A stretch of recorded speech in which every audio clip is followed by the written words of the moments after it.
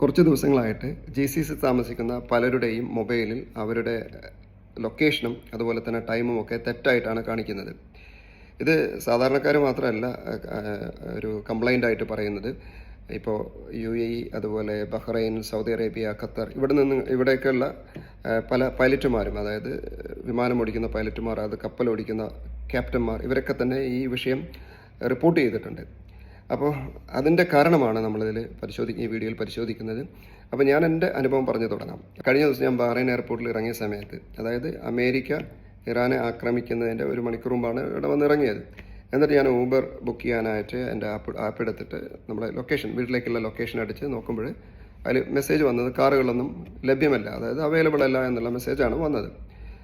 അപ്പോൾ ഞാൻ വീണ്ടും ട്രൈ ചെയ്തു, അപ്പോഴേ സെയിം മെസ്സേജ് തന്നെ കിട്ടുന്നു. അപ്പോൾ അത് കണ്ടപ്പോൾ നമ്പറിന് പോയി.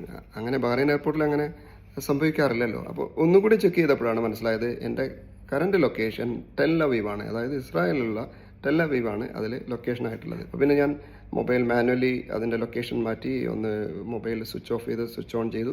അങ്ങനെയാണ് പിന്നെ ലൊക്കേഷൻ മാറ്റിയിട്ട് പിന്നെ അത് ട്രൈ ചെയ്യുന്നത്.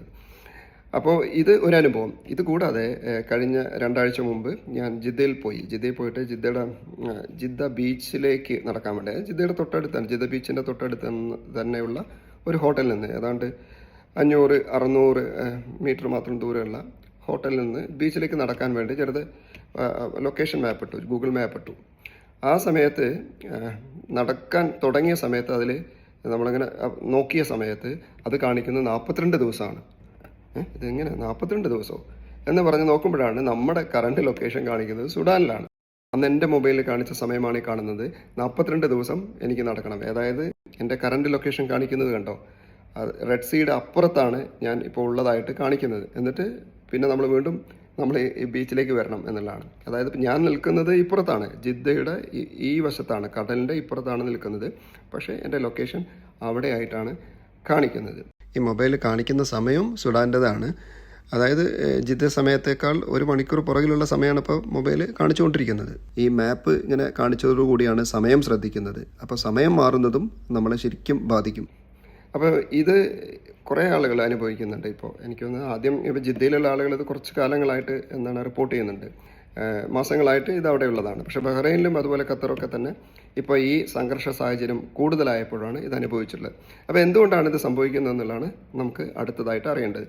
ഇതിൻ്റെ കാരണം എന്ന് പറയുന്നത്, സാധാരണ നമ്മുടെ മൊബൈലിൽ ലൊക്കേഷനും അതുപോലെ തന്നെ സമയമൊക്കെ GPS സിഗ്നലിൻ്റെ അടിസ്ഥാനത്തിലാണ് അത് കാണിക്കാറുള്ളത്. ഇപ്പോൾ സാറ്റലൈറ്റിൽ നിന്ന് വരുന്ന GPS സിഗ്നലിൽ നോക്കിയിട്ടാണ് നമ്മളെവിടെയാണ്, അതുപോലെ നമ്മുടെ സമയം ഏതാണെന്നുള്ളത് നമ്മുടെ മൊബൈൽ കാണിക്കാറ്. പക്ഷേ ഇതിൽ സംഭവിക്കുന്നതെന്ന് പറഞ്ഞാൽ, ഈ GPS സിഗ്നലിൻ്റെ മുമ്പ് അതിനേക്കാൾ സ്ട്രെങ്ത് ഉള്ള ഫേക്ക് സിഗ്നൽസ് വേറെ ഡിവൈസിൽ നിന്ന് നമ്മുടെ മൊബൈലിലേക്ക് വരുന്നതുകൊണ്ടാണ് ഇതിങ്ങനെ കാണിക്കുന്നത്. അപ്പോൾ അതാരാണ് ചെയ്യുന്നത്? അത് മിലിറ്ററി ഓപ്പറേഷൻ്റെ ഭാഗമായിട്ട് നടക്കുന്ന കാര്യമാണ്. ഇപ്പോൾ ഉദാഹരണമായിട്ട് റെഡ് സീയിൽ ഇസ്രായേലിൻ്റെ സ്പൂഫിംഗ് ഡിവൈസുകൾ ധാരാളമുണ്ട്. അതിന് പുറമെ അവിടെ ഹൂത്തികളുണ്ട്, അതുപോലെ തന്നെ സുഡാനിൻ്റെ ഇഷ്യൂ ഉണ്ട്. അപ്പോൾ ഇതിൽ നിന്നെങ്കിലും വരുന്നതായിരിക്കാം.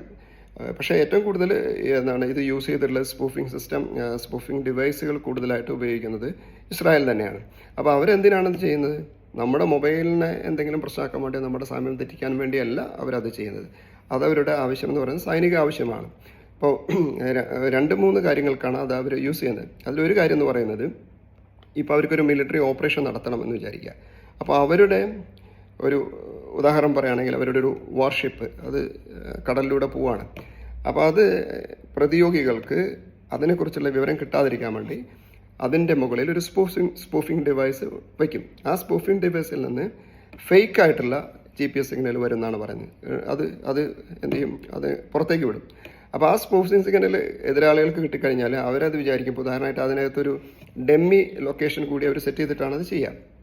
ഇപ്പോൾ ആ ഒരു ഡെമ്മി ലൊക്കേഷനിൽ സുഡാൻ എന്ന് വെച്ചെന്ന് വിചാരിക്കുക.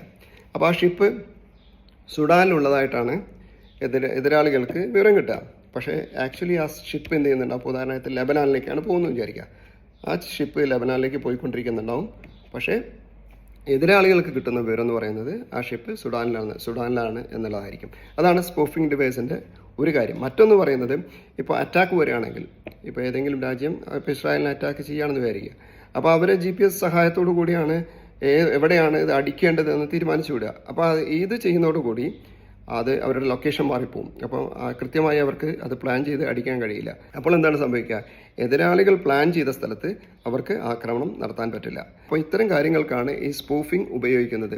അപ്പോൾ അവർ ചെയ്യുന്നത് എന്താണെന്ന് പറഞ്ഞാൽ, ഇപ്പോൾ സാധാരണ നമ്മുടെ മൊബൈലിലേക്ക് വരുന്ന സിഗ്നൽസ് എന്ന് പറയുന്നത്, GPS സിഗ്നൽസ് എന്ന് പറയുന്നത് 20,000 കിലോമീറ്റർ അകലെയുള്ള സാറ്റലൈറ്റിൽ നിന്നാണ്. അപ്പോൾ ഇപ്പോൾ നമ്മളിപ്പോൾ ജിദ്ദയുടെ അടുത്തൊക്കെ പോയി കഴിഞ്ഞാൽ വളരെ അടുത്താണ് ഈ സ്പൂഫിംഗ് ഡിവൈസ് ഉണ്ടാവുക. അപ്പോൾ സ്പൂഫിംഗ് ഡിവൈസിൽ നിന്ന് വരുന്ന സിഗ്നൽസിന് സാറ്റലൈറ്റിൽ നിന്ന് വരുന്ന സിഗ്നലിനേക്കാൾ സ്ട്രോങ് ആയിരിക്കും, അത് അടുത്തുമാണ്. അപ്പോൾ അതുകൊണ്ട് മൊബൈൽ ആദ്യം അതാണ് സ്വീകരിക്കുക. അതിന് എളുപ്പം മനസ്സിലാൻ വേണ്ടി ഒരു ഉദാഹരണം പറയുകയാണെങ്കിൽ, നമ്മളൊരു ലൊക്കേഷൻ അറിയാൻ വേണ്ടി 2 പേരോട് ചോദിച്ചു. അതിൽ ഒരാൾ നമ്മളുടെ അടുത്ത് നിന്ന് ഉറക്കെ നമ്മുടെ ലൊക്കേഷൻ പറഞ്ഞു തരുന്നു, ഒരാൾ കുറച്ച് മാറി നിന്നിട്ട് വളരെ അകലെ നിന്നാണ്, അയാളുടെ ശബ്ദം അത്ര കേൾക്കുന്നില്ല. അപ്പോൾ നമ്മൾക്ക് ഏറ്റവും കൂടുതൽ കേൾക്കുകയും നമ്മൾ പിന്തുടരുകയും ചെയ്താ നമ്മുടെ തൊട്ടടുത്ത് നിന്ന് പറയുന്ന ആളുടെ വോയിസാണ് നമ്മൾ കൂടുതൽ കേൾക്കുക, അതാണ് നമ്മൾ പിന്തുടരുക. അപ്പോൾ അതുപോലെയാണ് മൊബൈലിന് ഏറ്റവും സ്ട്രെങ്ത് ഉള്ള അടുത്ത് നിന്നുള്ള വരുന്ന സിഗ്നലിനെ ഡിപ്പെൻഡ് ചെയ്തിട്ട് അതെന്ത് ചെയ്യും, അതിൻ്റെ സമയവും അതുപോലെ ലൊക്കേഷനും ക്രമീകരിച്ച് നമ്മളെ കാണിക്കും. അതാണ് സംഭവിക്കുന്നത്. അപ്പോൾ ഇത് പറഞ്ഞതുപോലെ നമ്മുടെ മൊബൈൽ പ്രസ്സാക്കുന്നതിന് വേണ്ടിയല്ല, പക്ഷേ അവർ മിലിറ്ററി ആവശ്യങ്ങൾക്കാണ് ഇത് ഉപയോഗിക്കുന്നത്. റെഡ് സീ ഭാഗത്ത്, അതായത് ജിദ്ദയുടെ ആ ഭാഗത്ത് ഇത് കുറേ മാസങ്ങളായിട്ട് എല്ലാവരും അനുഭവിക്കുന്നുണ്ട്. അപ്പോൾ ഇതിന് പ്രതിവിധി എന്താണെന്നുള്ളതാണ്. പ്രതിവിധി എന്ന് പറഞ്ഞാൽ ഇതിൽ ഏറ്റവും പ്രശ്നം പറയുന്നത്, ഇപ്പോൾ നമ്മൾ സാധാരണ നിലയിൽ വലിയ പ്രശ്നങ്ങളൊന്നുമില്ല, നമ്മൾ ലൊക്കേഷൻ ലിങ്ക് ചെയ്ത ആപ്പുകൾ ഉപയോഗിക്കുന്നതിന് മുമ്പ് ശ്രദ്ധിക്കണം എന്നുള്ളതാണ്. അത് തെറ്റായി കാണിക്കും. ഇപ്പോൾ നമ്മൾ എവിടെയെങ്കിലും പോകണമെങ്കിൽ ഒക്കെ നമ്മൾ എന്ത് ചെയ്യണം, കൃത്യമായിട്ട് ആ ആപ്പ് എടുത്ത് നമ്മുടെ ലൊക്കേഷൻ മാനുവലി നമ്മൾ എൻ്റർ ചെയ്യണം.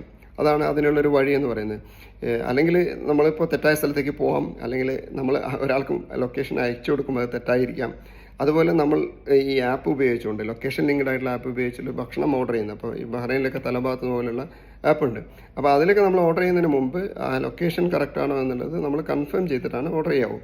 അതായത് ലൊക്കേഷൻ ലിങ്ക്ഡ് ആയിട്ടുള്ള അല്ലെങ്കിൽ GPS ലിങ്ക്ഡ് ആയിട്ടുള്ള ഗൂഗിൾ മാപ്പ് കാണിക്കുന്ന എല്ലാ ആപ്പും നമ്മൾ എന്ത് ചെയ്യണം, ഉപയോഗിക്കുന്നതിന് മുമ്പ് അതിൻ്റെ ലൊക്കേഷൻ കൃത്യമാണോ എന്ന് നമ്മൾ ഉള്ള ലൊക്കേഷൻ കൃത്യമാണോ എന്നുള്ളത് ഉറപ്പ് വരുത്തിയിട്ട് അത് ഉപയോഗിക്കാൻ പാടുള്ളൂ, അല്ലെങ്കിൽ പ്രശ്നമാകും. ഇതിനുള്ള മറ്റൊരു പ്രതിവിധി എന്താണെന്ന് ചോദിച്ചാൽ, ഇപ്പോൾ GPS എന്ന് പറയുന്നത് അമേരിക്കയുടേതാണ്. അപ്പോൾ ഇതിന് പകരം മറ്റു രാജ്യങ്ങൾ, ഇപ്പോൾ റഷ്യയുടെ ഗ്ലോനാസ് ഉണ്ട്, അതുപോലെ യൂറോപ്പിൻ്റെ ഗലീലിയോ ഉണ്ട്, അത് പല രാജ്യങ്ങൾക്കുണ്ട്, ചൈനയുടെ ഉണ്ട്, ജപ്പാനിൻ്റെ ഉണ്ട്. അപ്പോൾ അത്തരം ആപ്പുകൾ ഉപയോഗിച്ചും ഇതിനെന്ത് ചെയ്യാൻ പറ്റും, മറികടക്കാൻ പറ്റും.